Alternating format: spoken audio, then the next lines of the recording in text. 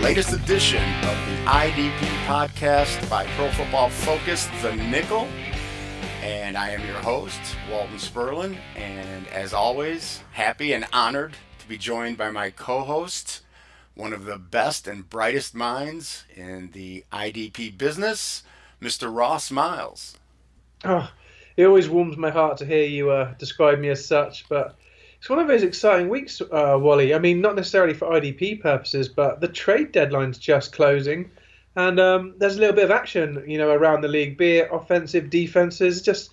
It's a time when everyone's talking about potential, mega trades, and obviously they rarely ever come off, but we have had a few. Oh, yeah, and we actually had one in the IDP land sort of to kick things off, and it's an interesting one, and one that I'm glad we get a chance to delve into here, and that's Marcell Dareus has been traded from the Buffalo Bills to the Jacksonville Jaguars for a conditional sixth-round pick. What are the implications here, Ross? Yeah, it was an interesting one. I mean, I think it's something we potentially could have predicted. Certainly, Dareus had fallen out of favour with Sean McDermott's scheme.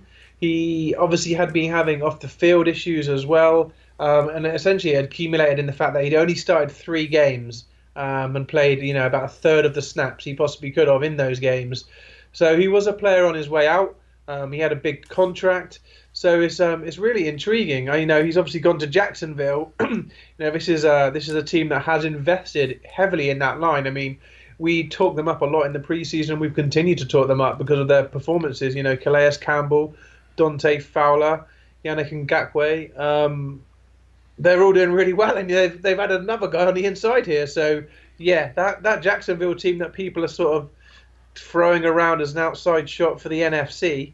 I think they've just got even more interesting with more pressure up front with Dareus on the team. Exactly, especially if he can somehow reignite what seemed to be. He didn't seem to be really into it in Buffalo, as you mentioned, anymore. Falling out with the coaching staff and everything. But now he's reunited with Doug Marrone in Jacksonville. And if they get Dareus playing at a level we've seen him playing at before, then boy, the rich do get richer along that defensive line in Saxonville. But let's also move on to some injury news. And you have here in our notes that's Ian Rappaport of the NFL Network is reporting that Earl Thomas is going to be a long shot to play Week 9, and he suffered a hamstring injury late in the game against the game last week. I believe it's a hamstring, and so he's under the gun to be ready. Yeah, he pulled up chasing down Nuck Hopkins on a long touchdown. You never want to see what's essentially a non-contact injury. They're normally some of the scariest, whether you're a fantasy owner or just a fan of the team. Earl Thomas is a guy you just want to see playing football, full stop. He's certainly a sight to behold. Didn't please me too much when he stopped Gurley scoring a touchdown against the Seahawks, which was a game changer when the Rams played the Seahawks. But generally speaking, I want to see this guy in the field. Word on the street from Pete Carroll, it's only a slight pull, but all intents and purposes, he's also being called a long shot to play in Week 9. So to make of it what you will, I would exercise an element of caution despite Thomas's hot-ish start to the season, bearing in mind we probably had him ranked outside the top 30 defensive backs. You get correct. And I think he had a pick 6 last week before going out. And he's been big play dependent, and he's been producing those this year. But as we'd mentioned, he's also really varies from week to week, and it'll be interesting to see what they do if he doesn't play, because obviously they signed Bradley McDougald in the offseason, who had some productive years for Tampa Bay, mostly at strong safety, though, where you have Cam Chancellor, and so that it happened so late in the game, the injury, that it's tough to see what they'll do. But I looked up McDougald. He did play quite a bit of free safety in 2015 for Tampa, so he might be an eye to keep a name on, but I think for this week, it's a wait and see. As you said, not only about Thomas's availability, but let's see what the Seahawks do.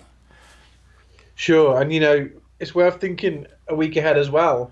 Seattle play the Cardinals on Thursday night in Week 10, so if he misses this week, it's only a short week to get ready for Week 10, so worse. I can't imagine he's going to be out more than 2 weeks. But this is the era of fake news. Is this slight pull more than slight pull? So we definitely monitor practice reports, monitor what's coming out of the Seahawks camp, and hopefully we'll have a clearer picture of where we're going to see Thomas in weeks 9 and 10.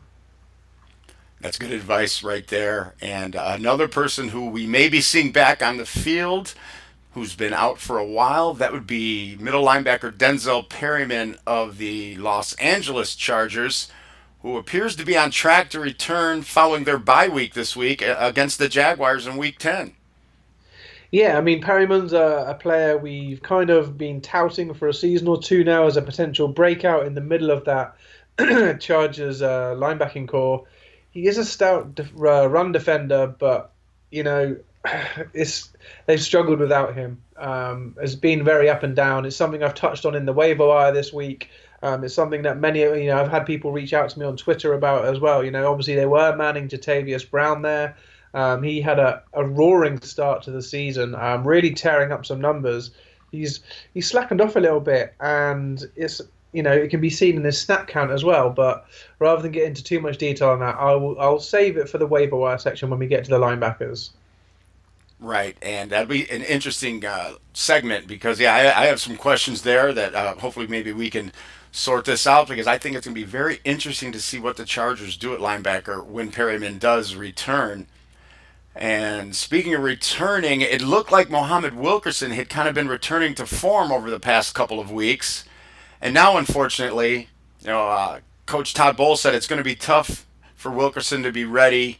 He's dealing with shoulder, toe, and foot injuries, and they have a short week as they play Thursday night against the Bills. And it looks like Wilkerson's fantasy role that he's been on the last couple of weeks may be coming to an end. Yeah, I believe he got a sack last week, despite the fact he is banged up. Obviously, a short week is often difficult to prepare for in the first place. So when you're dealing with those multiple injuries, toe, foot, shoulder, it can't be fun fighting in those trenches. So yeah, I think if you're a Wilkerson owner, you need to be prepared to be looking at your bench. So again, the waiver wire picks we're going to get to for the defensive line may be relevant to you this week if you're a Wilkerson owner. Right. Stay tuned for that waiver wire part, because Ross does a great article every week at Pro Football Focus dealing with waiver wire pickups, and we try to give you the best advice that we can sort through. So I'm looking forward to that segment. Another couple of quick injuries I just wanted to touch on before we talk about some suspensions and potential suspensions is Solomon Thomas, the rookie defensive end for San Francisco. He may miss a little bit of time with an MCL injury, which is unfortunate because he had started to play better. And prior to last week's game, in case anyone missed it and we didn't get a chance to touch on it because it happened after the show, Tampa Bay placed defensive end Noah Spence on IR. So that's, further depletes the defensive line position, which we've often talked about, that, is weak anyway. And Myles Garrett missed last week with a concussion. So let's keep an eye on reports out of Cleveland, even though they're on a bye this week. But we want to hear that Garrett has cleared that concussion protocol, because he's played well. Unfortunately, he just hasn't played very much.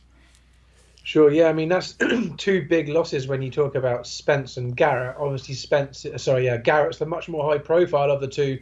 But they're both players I thought had somewhat similar value. Obviously, it was easier to see the upside on Garrett this season, being the number one pick. But Spence was a player who was, drawing rave reviews in the off-season. He's been talked up for a couple of seasons now by people around the camp and looking at his size and his speed. But again, he's not going to see the season out, and it's another year cut short for him. Which, when you start racking up 2 or 3 of those, it's difficult to really get things rolling in the NFL. Your time has passed, I think. So yeah, it's a real shame for Spence. Might be the death knell to his fantasy value.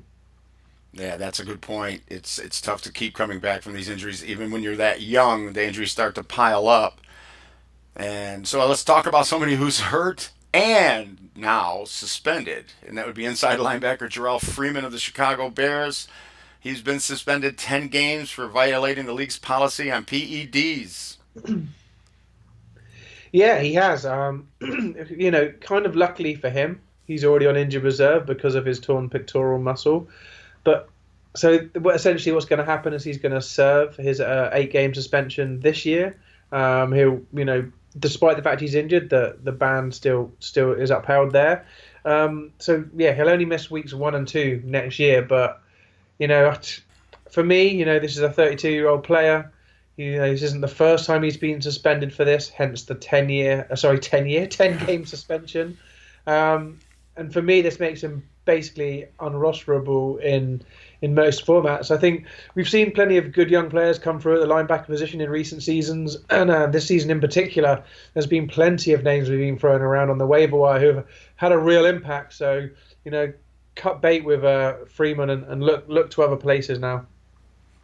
Right, right. And another one, actually, we have clarity on this situation now, and that's the NFL will not be suspending Fletcher Cox for that block he put on Joe Staley that ended up fracturing his orbital bone.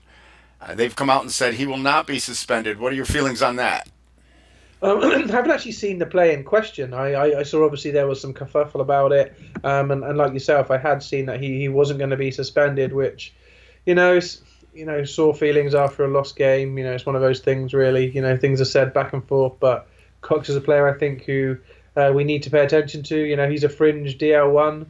He's going to have weeks when he can put up sacks and points, and I'm glad he's not another one lost. We've lost too many defensive linemen already from a shallow pool. Exactly. So, yeah, Cox will continue to play for a Philadelphia defensive line that's playing very well. And just another quick note on a non-suspension. The league also ruled that Kiko Alonso will not be suspended for the hit that knocked Joe Flacco out of last week's game. So Alonso will continue to play as well. Yep. I think that was probably the right decision. From having seen it a few times, it was something that was probably showed across the NFL Network and multiple stations wherever we were. Trying to catch up on NFL news, but it's always an interesting one for me when players dive in on a quarterback. When a quarterback goes, I know you want to hit a quarterback. That is pretty much what the defense is there to do, is to hit a quarterback as well. Obviously, stop them scoring too. But when a quarterback goes to ground, I just don't understand why people take off. You get people who throw in the odd juke, but certain quarterbacks aren't going to do such, and I would have in my mind Flacco's not a guy who I'm expecting to put a shimmy on me if I'm a linebacker. So as soon as he draws near me, I'm expecting him to go down. So why would you dip a shoulder? I found that interesting as well, and I know the defense for Alonso is that, well, he slid late in Flacco's case. But the thing is, as soon as a quarterback slides, he's considered down. That's giving himself up. So some people were saying, well, he was trying to keep him from the first down marker. Well, it doesn't matter if he slides past the first down marker. It's where his knee goes down. He would have been down already. So I don't think that holds a lot of water. But also, I don't believe that Kiko Alonso is a dirty player. I don't think that he meant to get him in the head. I think he was hoping to get one of those shots maybe to the side or even to Flacco's back just to, Yeah. send a warning or just say, even if you go down, you're going to take a hit. I don't think he was targeting the head, but unfortunately, that's where he ended up landing. Yeah, it's just such a difficult one, I think, Wally. It's an issue prevalent in the game at the minute. A lot of people are upset with the number of penalties you get for hitting defenseless receivers, and maybe this is sort of a spillover from that. But the question I'd ask, to people that are saying that is that if you make a rule but you can't hit quarterbacks, obviously you can't. But if the quarterback knows players can't try and tackle them, why are they ever going to slide? Because say Kiko Alonso is running up to Flacco again in the future. He's trying to scare him into a slide. Well, if Flacco knows as soon as he gets touched, he's going to get a penalty. Why not just juke? Because Alonso's not going to make the tackle, if you see what I mean. So you're in between a rock and a hard place here. It's a fine line to cross with the concussion issues around the league at the minute. So I think the NFL did the right decision. We can't sugarcoat too much of his stuff. This is a contact sport at the end of the day. And even the quarterback's going to get hit sometimes. Yep, comes with the territory. So now let's move on and talk about the defensive lineman position from last week and some of the top performers. And we'll kick it off with someone who sort of woke up, who's having a pretty slow season. That's Carlos Dunlap of the Cincinnati Bengals in a nice matchup against the Colts. Yeah, probably helped out no one. This is a defensive lineman one. Everyone, probably. I think most people would have had Dunlap in the top 8, top 6 defensive linemen on come draft day, and he would have been taken accordingly. Yeah, before Sunday, he only had a single sack. And based on that, he was riding the bench. I mean, I own Dunlap in at least 2 leagues this season, and he was on the bench for me in every single format. So, the sack and the pick 6 he recorded did not help me. But as you say, this resurgence, so to speak, a pick 6 for a defensive lineman, that's generally pretty bountiful on your points total, and it's not really a repeatable statistic. I would even suggest that Carlos Dunlap would never record a pick 6 in the rest of his career. That's how kind of rare we're talking about here. So the issue Dunlap needs to address is he's not getting enough sacks. He's not getting enough pressure on the quarterback. So that was 2 for the season now. I still don't think he's a player I'm going to start next week despite the score, unless I'm being forced to because of bye weeks. Right. Well, one thing I will say, though, if people listen to our show, I did kind of mention Dunlap that this was a last chance to start him because of that matchup with the Colts and the sacks he'd been giving up. Now, obviously, I couldn't have predicted that he would get a pick 6, but also if you go back and read my start sit article from last week, shameless plug, I actually had Carlos Dunlap as a start, and with that same reasoning that this is it. If you drafted him, you haven't dropped him yet. This is the week to start him, and if he doesn't get it done, you can cut bait. Now, he sort of got it done. As you mentioned, I'm not sold on him, and here's a spoiler alert for the start-sit article I've already started working on for this week. I agree with you, Ross, that he's not worth starting 2 weeks in a row here. I liked him last week. This week, it's a tough matchup with Jacksonville, and so... and like you said, we can't rely on pick 6s from, defensive linemen. Although there's been quite a few this year, it's an outlier. So, Dunlap, that he can probably return to your bench and maybe even the waiver wire, depending on who's out there. Now, another player had a very nice week and seems to be maybe rounding into what we had hoped he'd be, and he's obviously being relied on with J.J. Watt out for the season. That's Jadeveon Clowney of the Houston Texans. Yeah, indeed. We're really glad to see him pick up a sack and a forced fumble. He's padded his stats there with 4 total tackles. Like you said, Clowney is a player who really needs to step up. Injuries to Merciless, to Watt. That Texans defensive line, or pass rush at least, was one of the strong points, with Merciless and Watt. But with them both down, it all falls on Clowney's shoulders. So, yeah, he needed to have a big week, or at least get on the stat sheet, and he certainly did. Right, and he now gets that nice matchup in Week 9 against the Indianapolis Colts. So Clowney's a player to keep in mind because edge rushers have been feasting on the Colts. Their offensive line is struggling right now. So keep Clowney in mind. Another player who's stepped up, especially with the absence of Cliff Averill, is, I believe he's third-year defensive end Frank Clark of the Seahawks. Had a very nice Week 8. He did. He had 2 sacks last week, which was the second time he's had a 2-sack game. Added 5 total tackles. He's now got 4.5 on the season. I'm still on the fence in truth about Clark. I'm trying to decide whether I think he's got the potential to push on and sort of threaten that DL1 territory. But for me, he needs to hit double-digit sacks this season with the opportunity he's been given. He's borderline on pace for that. He needs to step it up a little bit. So yeah, I mean, he's certainly a fairly reliable DL2, especially because when he's putting up 5 total tackles. But for me, if he wants to push on, I need to see a little bit more. Right, and I did a little digging when I saw Frank listed here and that he'd had a good week. One thing we can, in his favor, I guess, we can look at is that before Averill got hurt, he was playing about 56% of the defensive snaps. Since Averill is out, he's playing 76% of the defensive snaps, so obviously that's going to lead to more opportunities. Now we'll just have to see, as you said, Ross, can he cash in on them? And let's move on to a defensive end who's been cashing in on his opportunities on a weekly basis, and that is Everson Griffin of the Minnesota Vikings. Yes, indeed. His sack streak has continued. He's made it 8 consecutive games where he has had a sack, which actually ties a Viking record held by 2 players. One of them will ring a bell, and that's Jared Allen. Clearly a very famous Viking. So, more great stats for Griffin. He only had one sack in the game, but he also had 5 quarterback hits. He's got 10 sacks on the season. He is, I think, in the top 5 for defensive linemen. Obviously, his tackle totals just keep him away from the top. But you can't fault his performance or his production. So, if you've got him, you've got to be happy. Right. And speaking of being happy, there's a veteran who returned to his hometown. Now we're moving on to some waiver wire suggestions here. And that's Old Man River Julius Peppers, who is just flat out getting it done in his return to Carolina. Yeah, what was perhaps deemed the retirement tour. See out his final season with the team where he played his first 7 years in the league. Walk off into the sunset. He doesn't seem to be buying into any of that. He's still the real deal. He's been a top end defensive lineman too over the last 4 weeks.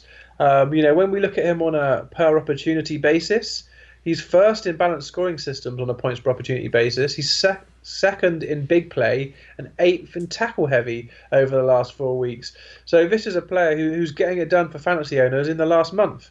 His snap count is limited. He's only playing about 50% of defensive snaps in any given game. But, I think that's helping him. It's keeping him fresh. This is a guy who's 37 years old. He's probably not going to have quite the stamina that, a Myles Garrett has at the minute. But he definitely is going to have the smarts. And the smarts are being shown. 7.5 sacks on the year. He's recorded a sack in 6 out of 8 games. If you're looking for someone on the waiver wire, a bit of a plug and play, I don't think you can go too wrong with Julius Peppers. Exactly, and with 6 teams on a bye again this week, Peppers has a matchup with at home against Atlanta that lead to Matt Ryan's not exactly the fleetest of foot, so Peppers another sack is definitely in play, and with like I said, 6 teams on a bye, including Minnesota that takes out Griffin and Danielle Hunter, so there's definitely room for Peppers on your team. He shouldn't be on the waiver wire, but if he is, you grab him. And you're definitely going to want to grab this next guy who has much fresher legs than Julius Peppers due to having served a 4-game suspension. And since returning, David Irving of the Cowboys is certainly making his presence felt. Yeah, 5 sacks in 3 games, averaging 4 total tackles over the same period. That's making an impression. I obviously saw his name pop up when I'm looking through. I like at this stage of the season, one of my favorite tactics is to sort of take away those first 2 or 3 weeks of the season when I'm looking at data. Things have moved on since then. We're heading into week 9. So how relevant is week 1 to what we're trying to do here? We're trying to find players in form. And I think that's especially, pertinent when looking at waiver wire. So Irving steps right in, like you said, Wally, he was suspended for the first 4 games, so he's fit. He's been playing just under 64% of snaps since he started. He's actually first in big play points per opportunity scoring. He's 4th in balanced scoring over this last month. If you're looking for someone, especially in leagues where you play defensive tackles, I believe he is categorized as such on ESPN, for example. David Irving is a guy you want to go and get. I think even if you're not in playing defensive tackles and you can actually have him as a defensive end, I still think he offers value and upside. He's obviously a big play splash kind of player.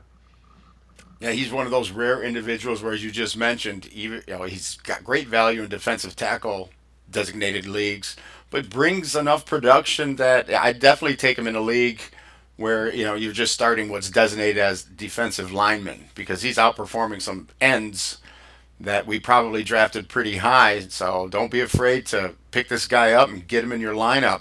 Let's move on to the linebacker position, where we had quite a few really good performances. And the first guy we're going to talk about did it a week late for me, as I suggested him as a start in week 7. And I must have been thinking week 8. That's Joe Schobert of the Cleveland Browns. Yes, we may have taken a little pat on the back for the Dunlap recommendation, and we'll revisit patting ourselves on the back when we get to defensive back top performers. But Joe Schobert, I believe last week we discussed how Christian Kirksey was a bit resurgent, and maybe it had flip-flopped, and it was Schobert on I wouldn't say on the down per se, but being surpassed by Kirksey. fast forward a week and we were wrong. 11 total tackles, a forced fumble, and an interception for Schobert. This marks his third consecutive game with 10 plus total tackles. So for me, Schobert remains in and around top end LB2. Kirksey's in the same kind of place. If you own either, you should be happy. I'm finding it hard to pick between the two in any given week. That's correct. And one thing missing for Schobert up until last week was really the big plays. The tackles were there, but now a forced fumble and an interception. So, that's, again, as you said, I mean, they're both worth starting. I mean, even if I happen to have both on the same team, I'd probably go ahead and roll them out on the same roster. And somebody we certainly should be rolling out on a weekly basis. And if you're not watching football. And he had a very nice game. C.J. Mosley of the Baltimore Ravens didn't get a lot of tackles, but he certainly made up for it in other aspects. Yeah, he did. A pick six, I believe. Four total tackles was a pretty low total for a Mosley, who actually leads the league with 68. Luckily, the 63-yard pick six and the half a sack he did record padded out the stats enough to make it a highly profitable day for everyone who owns Mosley, because I can't imagine in any way you were benching him. Right, and Mosley's just it was a high draft pick and he's performing like it now.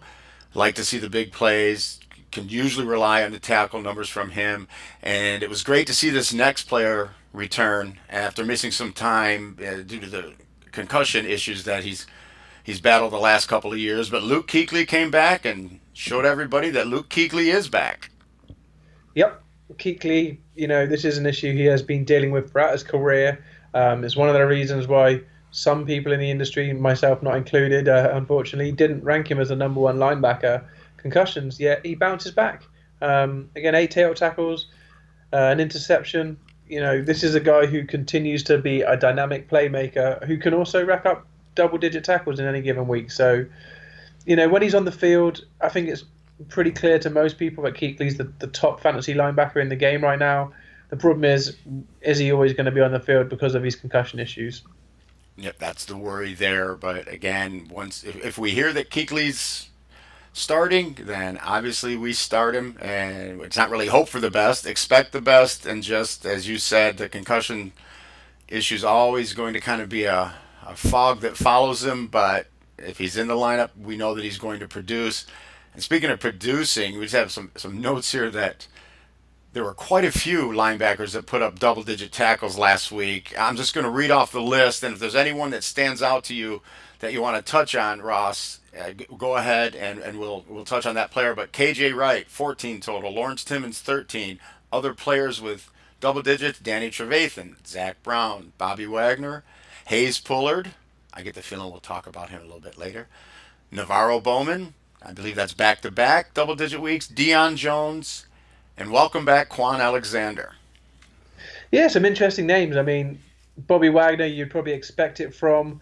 I think Lawrence Timmons is a name that jumps out at me, mainly because of the issues he's had in the first half of the season. We talked about how there was we weren't clear how he was going to get used there down in Miami, and potentially playing on the strong side and giving away snaps. Then he obviously had the off-field incidents that led him to be AWOL and called as such, in the press. So to see him bounce back with 13 total tackles, that's quite encouraging.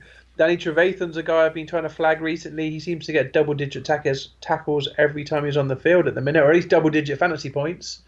And yeah, great to see Bowman doing it in a new town, and Alexander doing it, getting back on the field. So plenty of people to be interested in, that we should be starting on a regular basis for your fantasy teams. Right. A quick note here, and Ross touched on this last week, and it came to fruition. Is like, what would the return of Alexander due to Levante David's production? And at least for 1 week, it's sort of what Ross hinted at, and that's Alexander racked up the tackles, and Levante David may be going back to what he was last year, which is big play dependent, as he finished last week, played 65 snaps, had 3 solo tackles.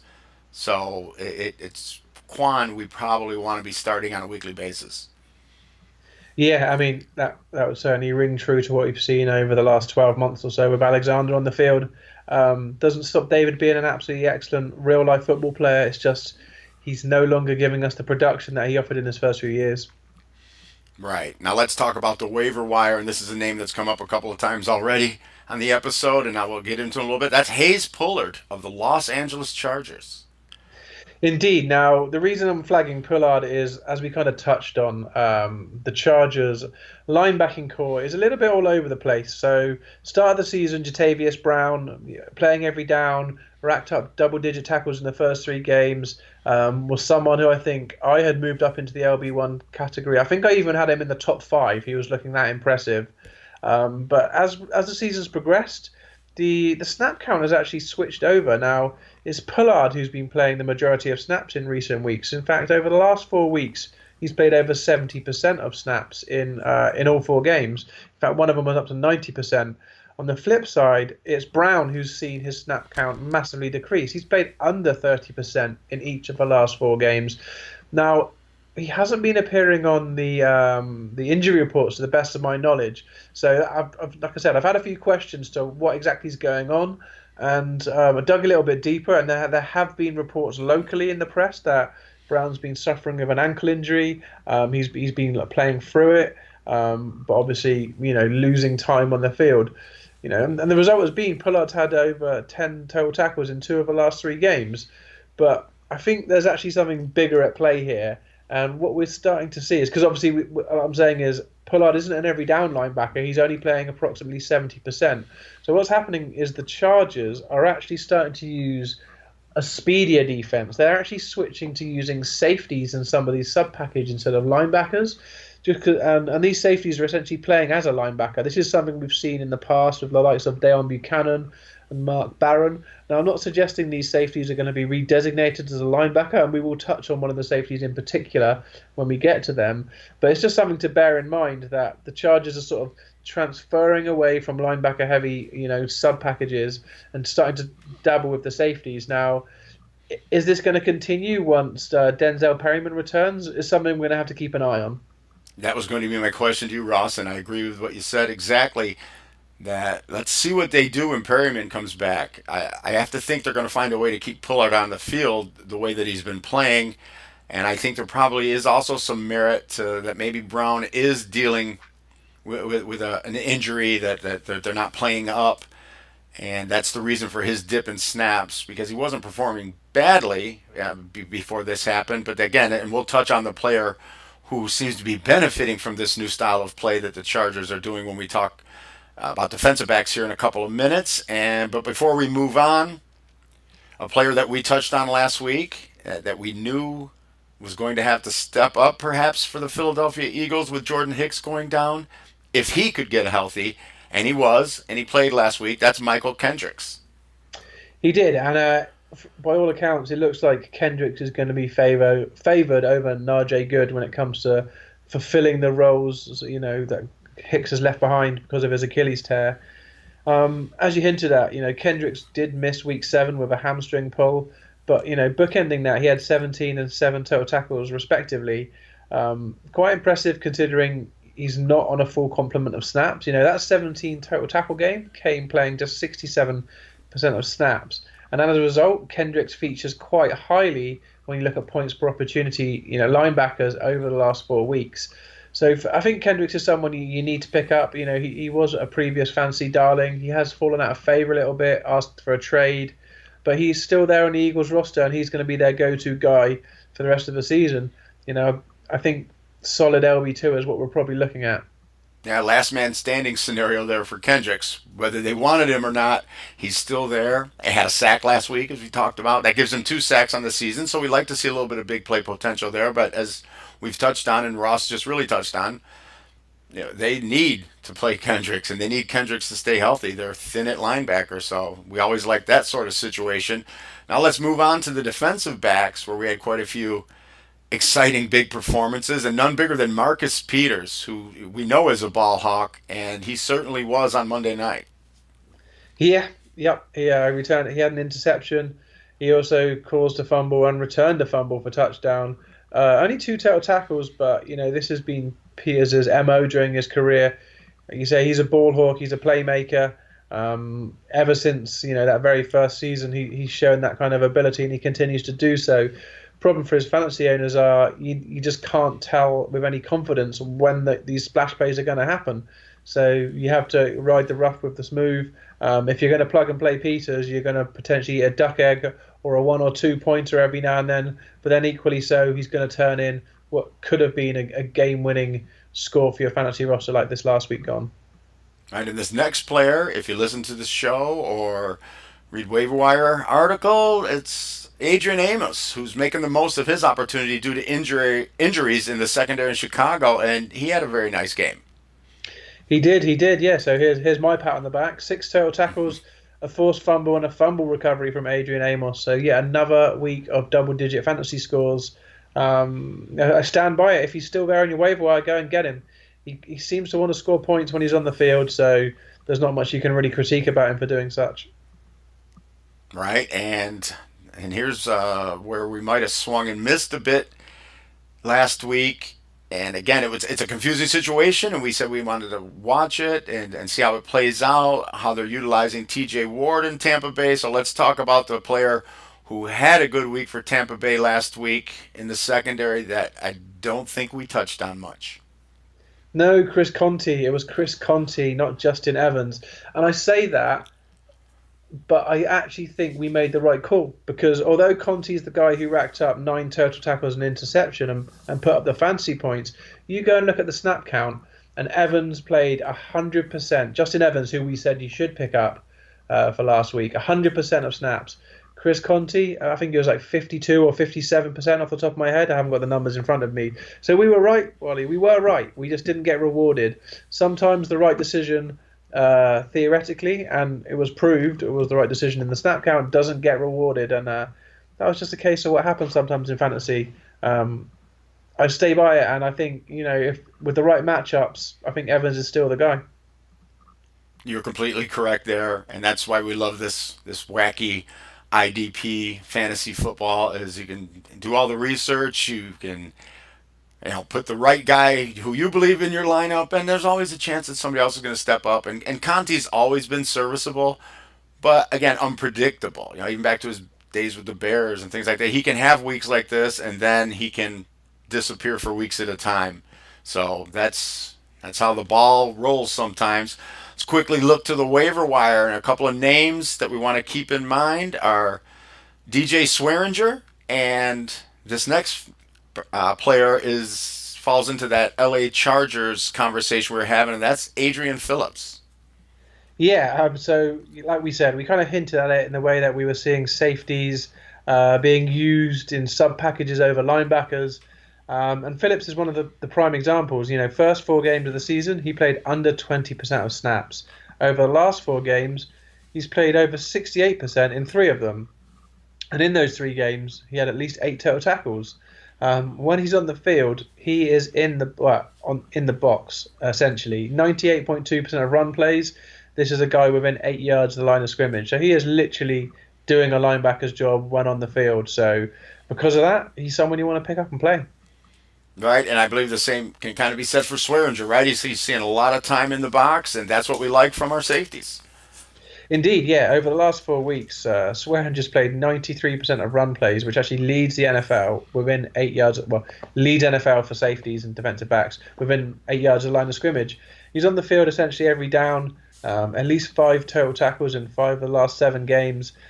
He doesn't quite have the big play upside this season, despite the fact he's had 6 interceptions in his career. But if you're looking for a nice solid base of tackle points in a bye week or because someone's injured, I think Swearinger's is a really handy pickup for you. Right, so there's some waiver wire advice for you. Again, if you listened last week, you had Amos in your lineup, so make sure you take notes and listen to Ross when he talks on the waiver wire. He knows of what he speaks. Now let's look forward to some matchups in Week 9 that you like, Ross. And we'll start with the defensive line or edge rushers, not just defensive line. There's some outside linebacker rushers here. And, of course, this guy's having a great season. Let's start off with Demarcus Lawrence against the Chiefs. Yeah, I mean, Demarcus Lawrence has been exceptional this season. The Cowboys really needed someone to step up, and I would imagine he's going to pad his stats again this week. The Chiefs have been actually a pretty excellent matchup when it comes to edge rushers, so I'd be really surprised if a player of Lawrence's caliber in the form he's in couldn't get another sack this week. Right, and a couple of players that have been on a tear, on a defense that's been on a tear, face a struggling offense this week. That's Cameron Jordan and Alex Okafor of the New Orleans Saints. And Jordan actually has one of those rare defensive touchdowns this year for a defensive lineman against my Lions. But talk a little bit about why you like their matchup. Yeah, again, Tampa Bay can continue to give up points to opposing edge rushers, and both these guys, as we've talked about in the last couple of weeks, are in great form. It's when you have a foil on the other side of you, it's really difficult for teams to key in on one particular player, and that just creates a matchup nightmare for teams. If you're struggling already and you're facing a duo of devastating pass rushers, you can often get hurt. So Jordan, for me, should be a firm DL1 this week. Alex Okafor should also get a sack, I'd hope. Right, and we like Ryan Kerrigan and Preston Smith in a matchup against the Seahawks. Kerrigan just quietly puts up nice numbers. He does, he really does. If you're in a big play league, I think this is probably a week you could get away of starting Kerrigan. Preston Smith, it's a slightly deeper play for those of you in deeper leagues, but just bear in mind this is a guy who had 5 consecutive sack games to start the season. He's obviously blanked over the last two, hence that streak hasn't continued. But against a team like Seattle who are giving up points to edge rushers, you might want to consider Preston Smith. There we go. And we've got about 4 minutes left, so we're going to speed through some negative matchups, which it was a little hard for you to find this week. It was. It's easy to we can sit here and tell you not to play a star pass rusher, but that doesn't help anyone. So, player I'm going to flag this week is the Titans' Derek Morgan. I don't like the matchup with Baltimore. If for some reason on a week when six teams are on byes, you would consider playing him, you should definitely think again. And then the other side of that Washington matchup against Seattle, I did have to dig a little bit deeper because when I was looking through, all the teams seemed to be either on a bye or play teams without edge rushers of any particular merit, or they weren't even in fantasy consideration. I mean, some of you are probably laughing that anyone would consider starting Derek Morgan. So the fact I've not included players who I would consider less likely to play than Derek Morgan, so be careful of Michael Bennett and Frank Clark. But again, this isn't quite as bad as some potential matchups. This isn't as bad as the Baltimore matchup or others who are on bye weeks. All right, and some linebackers we like. I'm just going to list them off. Give us a brief reason why we like them. That is Kiko Alonso and Lawrence Timmons against the Raiders, and NaVorro Bowman, Corey James against the Dolphins. Yeah, I mean, again, great matchups. Alonso is an LB2 with potential to hit double-digit tackles in any given week. Timmons, for those of you in deeper leagues, 13 total tackles last week is encouraging. Bowman, is rinse and repeat really. He was a great linebacker in San Francisco. He continues to be a great linebacker in Oakland. All right, and let's see how Miami stays as a linebacker nice matchup now that they've traded Jay Ajayi. But that's the offensive side of the ball. So we'll keep moving on here. About 2 minutes to go, and we're not real fans of Sean Lee this week. No, I like Sean Lee. He's not quite the same bountiful matchup as Alonso, Timmons, Bowman, and Cody James are going to get, but I do think Lee isn't a plus matchup. Although if you're a Jalen Smith owner, and hopefully if you listen to me, you will be, he's now unfortunately only a situational player. With Lee's return, his snap count has plummeted, so despite the bumper matchup, it's time to bench Smith. But play Lee.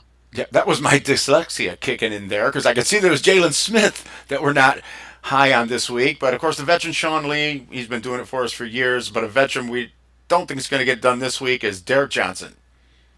Yeah, Derek Johnson isn't a poor matchup against the Dallas Cowboys. He's only had one game over 6 total tackles anyway this season. He is on the wrong side of 30 as well. If you're a Johnson owner, this isn't the week.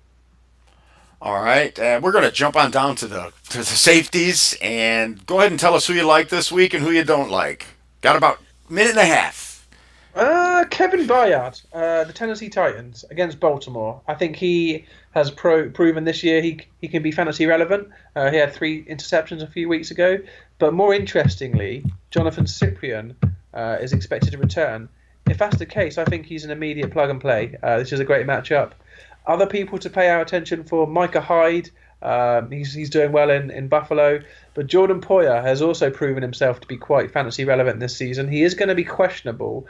If he is, his replacement Trey Elston had 11 total tackles and an interception last week, so he could well keep his run going.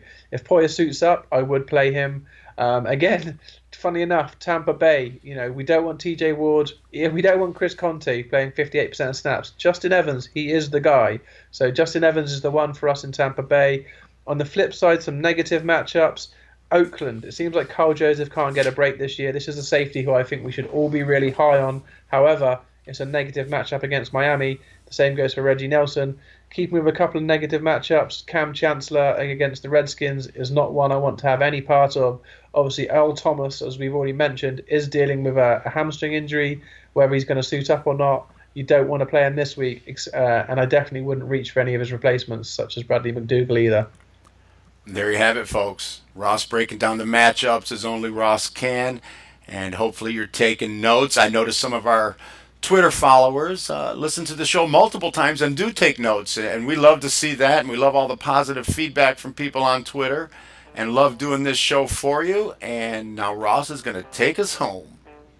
I will indeed, and I have to echo your thoughts there, Wally. It's always great to hear from the fans, people that listen to the show and let us know that they appreciate what we do. It reinforces, while we spend our time doing this stuff, and it's great to just know people out there with the same passion that we have. So until next time, I have to just say, adios amigos.